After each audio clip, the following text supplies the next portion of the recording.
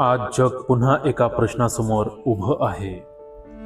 जेव्हा America, Israel आणि Iran यांच्यात तणाव वाढतो आहे, तेव्हा गोळ्या फक्त रणांगणावरच झाडल्या जात नाही, तर त्यांचा आवाज निरपराध लोकांच्या आयुष्याला हादरे फोडतो.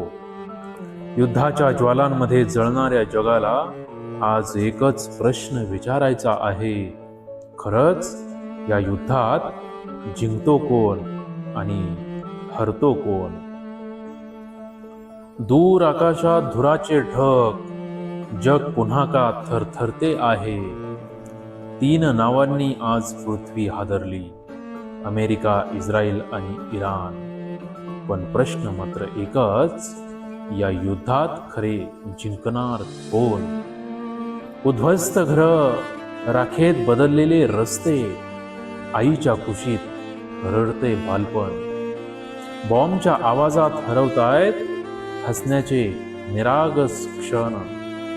का पेटते ही आग पुन्हा पुन्हा? का पेटते ही आग पुन्हा पुन्हा?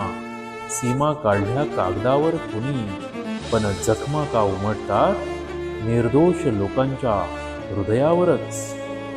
आज जर ही ठिणगी वाढली, तर उद्या जग पेटेल का? एका चुकीच्या निर्णयामुळे मानवतेचा श्वास थांबेल का? म्हणून इतिहास पुन्हा सांगतो, युद्धाने कुणीच जिंकत नाही. खरी ताकद तलवारीत नसते, ती शांततेच्या एका छोट्या पावलात असते.